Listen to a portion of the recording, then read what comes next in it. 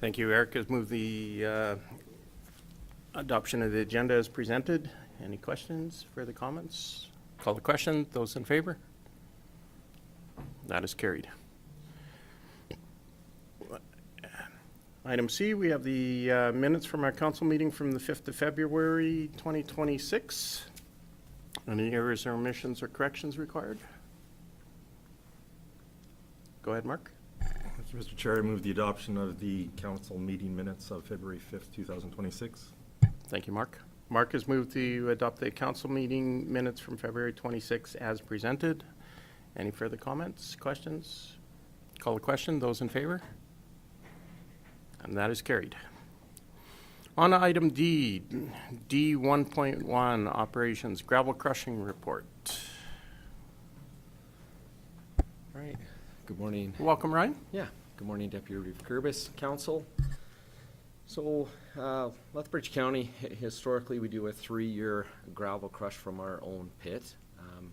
As part of this, we started that crush in 2025, fall 2025, finished up just a month ago. And we do this through an RFP, competitive bidding process, and that contract was awarded to a third party who did work for us actually when we did our last crush in 2023. That contract was for 300,000 tons of aggregate to be produced. The vendor actually ended up crushing 50,000 tons over that contracted value. So recommendation is council to authorize an allocation of $195,500 to pay for the additional 50,000 tons. A reason for the recommendation is funds will be pulled from the 2026 gravel crush reserve that was allocated previously approved. So this is not a net new funding request. The gravel is currently an asset and sits in our gravel pit ready for use. And so operations, we're looking at ways to prevent future cost overages on the next contract. You'll see in the additional background information that when I pulled into the previous 2 crushes, that there was also overages there of 9% on both of those. So previous council direction, we were approved for the gravel crushing that did occur for $1,194,000, and the council also had approved in the 2027-2028 budget $600,000 to be put aside for gravel crushing as well. So again, this is not net new funding ask. Any questions?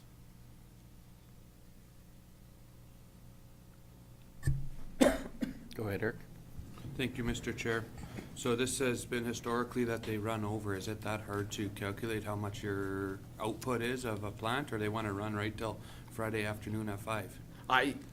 Yeah, thank you, Councillor Van Essen, through the chair. I can't speak to the previous crushes, but I can speak to what happened in this instance. So the gravel crushing vendor, what they do is they calculate the tonnage based on their conveyor belt.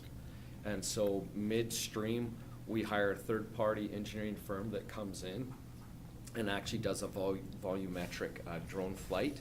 And then we have a conversion factor that's agreed upon to convert the volume to tonnage. That's agreed upon in the RFP with the vendor. And what happened in this instance, we do multiple throughout so that there's,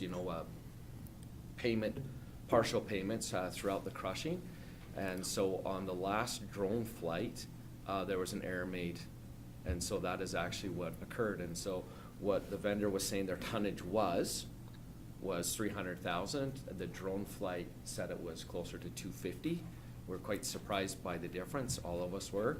And I missed it to fail to recognize that perhaps the error was actually the drone flight. And so when we instructed the vendor to crush to get to the 300,000 tons, they did exactly that.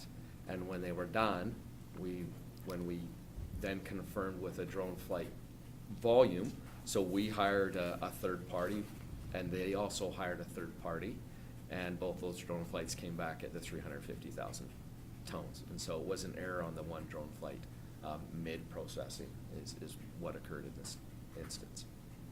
Perfect, thank you. Thank you. Go ahead. Oh, sorry. Then I got you. Thank you, Mr. Chair.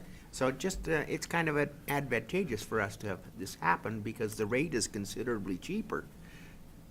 That is correct. So it's kind of beneficial, really. We anticipate that our future crush will be substantially more than what we paid per ton during this crush, so that's correct.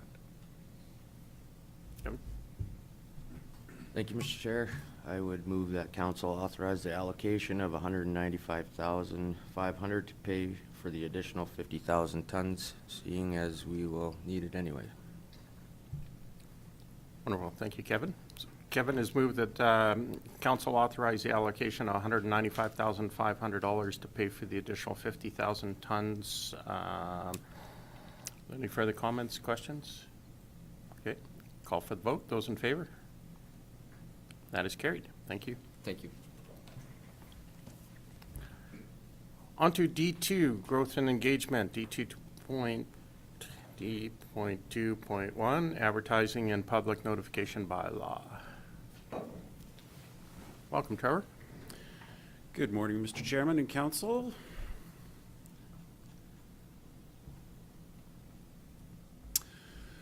So what's before you today is an updated version of an existing bylaw, so reframed slightly as an advertising and public notification bylaw. So it's before you today for consideration of first reading. What we're proposing is that council, give consideration to that bylaw, and if adopted, that administration would shift our public notifications primarily or from print today and through a combination of our social media channels and other things that we do to primarily digital in the future. And that would include, but is not necessarily limited to, our website, our social media, and our bi-weekly newsletter. We would take a phased approach through the remainder of this year to educate residents on all of the different digital channels that are available to them to promote increased adoption, so that by the end of the year, we can actually phase out our paid subscriptions under Policy 106, where the county effectively subsidizes subscriptions to the Sunny South News for residents. And so I have a little bit of background information for you to provide you with some additional context. So you may be familiar with County Policy 106 that was originally implemented in 1979, at a time, of course, when print was the primary method of communication. A lot has changed in the intervening years. But at that time, the intent of the policy was for the minutes of county meetings to be published in the newspaper. That no longer happens, of course. The editorial group, they make their own decisions about what they publish and how they publish it. But since 1979, the county has effectively paid for subscriptions for residents to that particular publication. Last year, between the subscriptions and the cost of print advertising in that publication, we spend on average about $60,000 a year on that particular communication channel, which is a significant investment. And so council's challenge or question for you is to consider whether or not you believe we're getting sufficient value from that expense that could potentially be redeployed in other ways. So we did a quick 8-week sample. So we took the publication over 4 weeks in September and October of 2025, as well as January and February of 2026.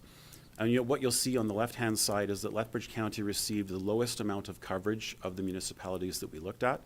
So the equivalent of 6.5 pages of coverage over those 8 weeks by comparison to other communities. And then similarly, the number of editorial mentions or stories or other things that included a Lethbridge County mention as compared to the other municipalities that we compared. And basically, at the end of the day, you can see that from a county perspective, we're receiving the least amount of coverage or the least amount of news coverage in that particular print publication. We also took a look at the ratio of earned stories, i.e. things that the publication did from an editorial perspective relative to what we paid for. And you can see that that ratio of earned versus paid is the lowest also among those 3 municipalities that we compared, including ourselves. So we did take a look at Ad Canada Media, which is an independent third party, to better understand sort of the demographics and the circulation of that particular publication. And what you'll notice is that the paid circulation is noted as 3,578 households or deliveries or subscriptions. The bulk of that, of course, is the county's paid subscription. So the remainder of their publication base is not on a paid subscription model. It would be whoever picks up a copy at their various points of distribution. You can also see that from a market perspective, again, this is a third-party analysis, that almost half, just slightly more than half of our population in their readership area is under the age of 35, with 14% being over the age of 65. And so, you know, again, the question for council is whether or not you believe print is the right form of communication in this day and age, and whether you're getting sufficient value from that investment. We did take a look at the county's own data, so this comes from the county's own information systems. Again, the third party identified a population of roughly 14% being over 65, whereas our own data says it's closer to around 12%. So pretty consistent between that third party's report and our own, just for your own information. From our website perspective, you know, we had 56,000 hits last year, so that's over the full course of the year. You'll notice that of those 56,000, 47,000 were from Canada, so that's always a good sign when it's not bots from other countries that are, you know, primary traffic for us. So, you know, the website is effective. You can see that it spiked a little bit in October. That was likely related to election traffic. So again, a good thing that people are engaging in the website. And you can see that the traffic is pretty consistent. On the left-hand side, that graph shows that, you know, traffic is generally more than 1,000 people per week across the board there. So that's actually a very good sign. And in terms of, just for your own information, what gets referenced most frequently, careers gets a fairly significant amount of traffic. So over the course of the year, about 16,000 people specifically sought out and went to our career page. Online maps is the next line down, about 11,000 people over the course of the year.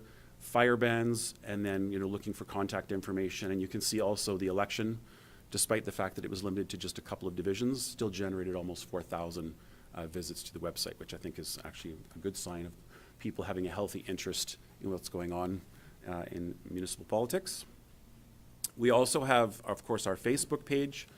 So again, over the last year, we had 1.7 million views of all of our different posts and all of the information that we put onto Facebook, which I think is significant.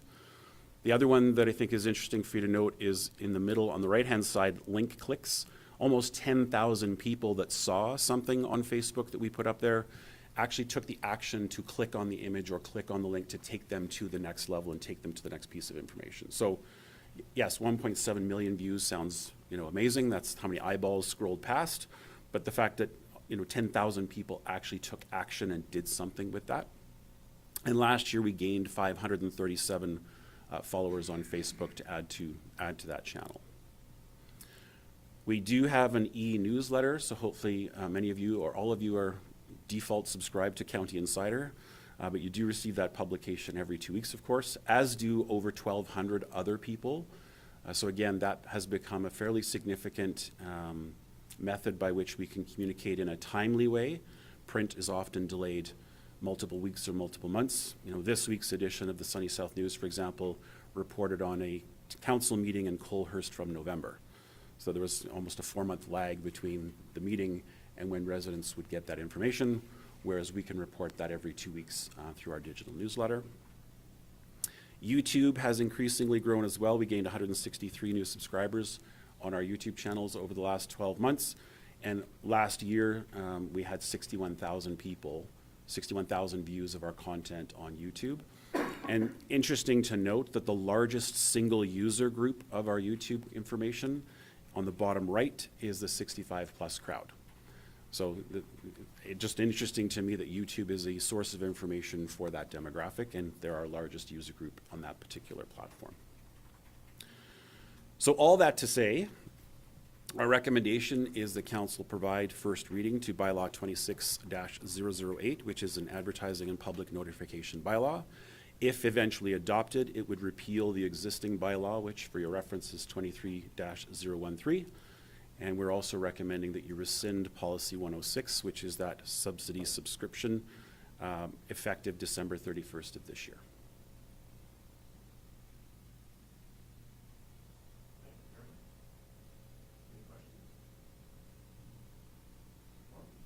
Thank you. While I agree with your facts and figures, and I know we've gone through this before with the same results, because after they quit sending a reporter to cover our council meetings, our kind of content in the paper just sort of slid away to next door to nothing. and they really don't do any stories covering the county as an off other than that. But the outcry from the citizens was almost unbelievable about, oh, you can't take away that paper. We rely upon it. So I'm kind of curious how we would kind of react to that question, and would it be advisable to ask a question? How do you prefer your information? Through the chair to Councillor Hickey, thank you for the question. I think that's part of the reason in our approach would be to do this over the course of 2026, so that it's not and your subscription ends, that it would be a bit of an education process, help people find, the electronic newsletter, help them find the website, help them find Facebook, so that people have time to adjust and adopt other forms of communication. We have not contemplated a public survey. That's certainly something that could be done to ask that question. Again, I would look to some of the numbers just to say that over time, there appears to be increasing adoption of digital channels versus print. And to your point, is the content actually driving value for us as an organization? But certainly a survey or some sort of public engagement could be conducted through this process.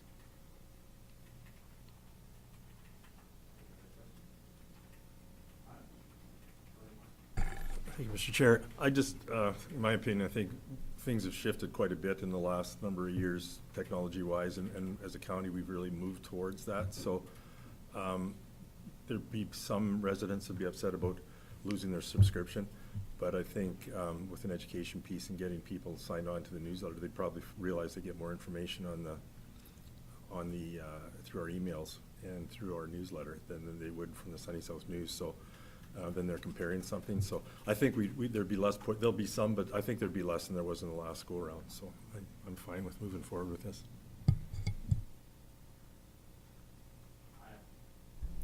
I have one question on that. Am I taking it because we're just asking for first reading now, that gives us some time for sobering second thoughts and see whether we can get some community feedback from this particular resolution, so we're not passing the first, second, and third resolution today? That definitely gives our community time to come back and give any one of us councillors some feedback as to what they feel. So. Yeah, so thank you for the question, Mr. Chair. The Municipal Government Act, Section 606.1, subsection 3, actually requires us to conduct a public hearing on this particular issue because it is a change in a publication practice. Even though there's an existing bylaw, we are required to conduct a public hearing. So should council choose to move forward today with first reading, there would be then publication and notice of a public hearing, and there would be an opportunity for public submissions and that kind of engagement that would be directly before you. I guess that answers my question a little more succinctly than where I was going with it, so thank you very much. All right. Procedurally wise, are you looking for two resolutions here? Are we looking for first reading and then rescind policy 106 separately? I think that's probably easier, Mr. Chair, to do those two separately. You could also defer the second decision if and when you proceed with second and third reading of the bylaw. So again, I leave that to council's discretion as to what makes the most sense. Okay. Okay, thank you. And go ahead, Lauren. Thank you, Mr. Chair. I would move first reading of bylaw 26-008. Thank you, Lauren. Lauren has moved that County Council provide first reading to bylaw 26-008, which is the advertising and public notification bylaw. Any further discussion? Call the question. Those in favor? That is carried. How does council want to proceed regarding policy 106? Go ahead, Mark. Thank you, Mr. Chair. I would suggest that we perhaps, as been suggested here, defer the reading until, or the rescinding that policy until the second and third reading take place. Okay. Is administration comfortable with that?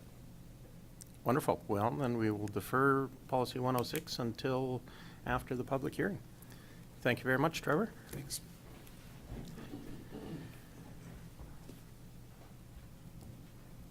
All right.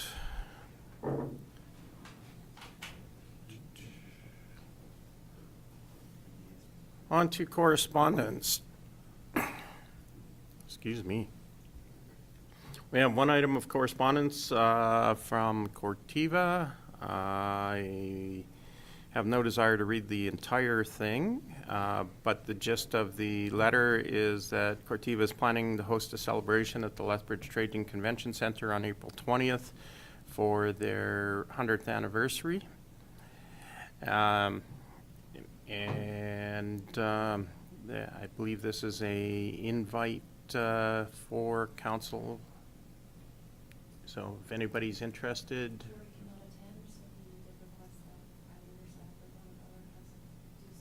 Okay. Is this just open till 1 or all? Okay. So if anybody is interested, we need at least one person to attend, I believe. Please reach out to Candace or Kevin. Go ahead. Okay. And I'll check my calendar and I'll let you know. You're not there. Okay. All right. Okay. Everybody's handing in except you right now. Okay, well, you and I will let Candace know later. Wonderful. If I go, you'll find it on my committee or attendance report. Or I'll see you there.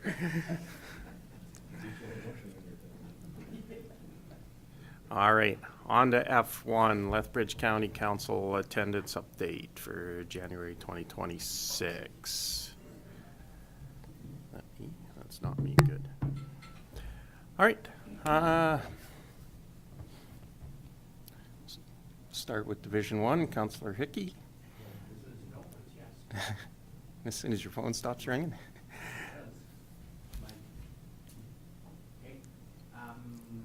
January the 8th. Turn that on. January the 8th, Green Acres orientation meeting. The 12th was council-to-council supper with the city council. And the 14th, Green Acres retirement gathering. That was for the past chair and 3 other people who did not return, either by not being elected or chose not to run again. 15th County Council, and the evening of the 15th, the RMA's open house. 16th was Foothills Little Bow. 21st was Green Acres Executive and Finance meeting. And the 28th was the Green Acres Board meeting. Thank you, Lauren. In Reeve Campbell's absence, I will read his attendance. January 7th, meeting with Director of Growth and Engagement. January 9th, meeting with Minister of Affordability and Utilities, Nathan Newdorf. January 12th, council supper with the City of Lethbridge. January 15th, Lethbridge County Council meeting. January 15th as well, RMA District 1 Board of Directors open house. January 16th, Foothills Little Bow Municipal Association meeting. And January 28th, Lethbridge County Colehurst IDP meeting. Division 3, Councillor Sayers. January 5th was Linked Pathway Executive and County Representative meeting. Ryan and I met with the executive to discuss the MOU. On the 7th, there was a Linked Pathway Board meeting. 12th, council-to-council supper with the City of Lethbridge, which was a good event. January 15th, Lethbridge County Council meeting. The 15th was the RMA District 1 Board of Directors open house. On the 16th was Foothills Little Bow. On the 20th, we had our ASB orientation in Edmonton, and on the 20th to 23rd was Provincial ASB Conference. Thank you very much. For Division 4, for myself, on January 6th, I had my weekly meeting with my Community Futures Executive Director. On January 12th, we had a Community Futures Finance Committee meeting. As well, in the evening of the 12th, we had our council supper with the City of Lethbridge, which I thought was a wonderful event. Very much appreciate the City of Lethbridge Council attending and coming and breaking bread with us. I thought it was a very good evening. January 13th, another weekly meeting with Executive Director for Community Futures. January 15th, we had our regular council meeting. And in the evening, I attended the RMA District 1 Board of Directors open house. On January 16th, we had our Foothills Little Bow Municipal Association meeting. January 21st, Community Futures Building Committee meeting. As well on January 21st, we had a weekly meeting with the Community Futures Executive Director. On January 28th, we had a meeting with Prairie's Can, and as well on the 28th, Community Futures monthly board meeting. And in the afternoon of the 28th, we had a Lethbridge County Colehurst IDP meeting. And on January 30th, I had a meeting with a constituent. Division 5, Councillor Slump. January 12, council to council supper with the city of Lethbridge at Little Gems. January 15, Lethbridge County Council meeting. January 16, Foothills Little Bow Municipal Association. January 20th to the 23rd was the provincial ASB conference in Edmonton, and it was done very nicely this time. January 28, Lethbridge County Colehurst IDP meeting. Thank you very much. Division 6, Councillor Van Essen. Thank you, Mr. Chair. 12th, meeting with the City Council. 14th, worked on ASB articles in preparation for our conference. 15th, council meeting. 15th, worked together with administration to start on a strategic plan and framing of that for the ASB. And then 15th evening, RMA District 1 open house. 16th, Foothills Little Bow Association. And the 20th to the 23rd, the ASB conference in Edmonton. Thank you. Division 7, Councillor Ankerman. Mr. Chair, January 12th, we had the council supper with the city of Lethbridge. January 15th, Lethbridge County Council meeting. That evening also, the RMA District 1 open house. 16th, Foothills Little Bow Municipal Association. 20th, 23rd, ASB conference. 26th, meeting with CAO Quebec. And 28th, the Lethbridge County Colehurst IDP meeting. Thank you very much. Any questions arising from that? Perfect. We'll move on. All right, no new business, so we're on to our closed session. Number 1, planning and development discussion, closed under ATIA Section 19, advice from officials. Can I have a motion to move to closed session? Oh, yes, and the CAO report from Quebec, ATIA Sections 19, 20, 28, and 29. And Councillor Slomp has made a motion to move to closed session. I call a question. Those in favor? That is carried.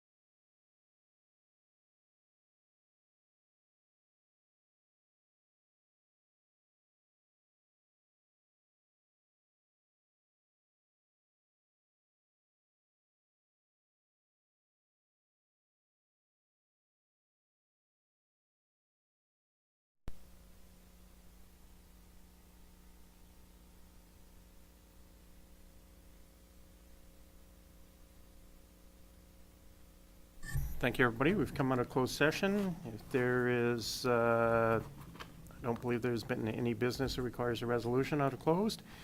There is nothing else. Motion to adjourn. Lauren is a motion to adjourn. All in favor? That is carried. Thank you, everybody.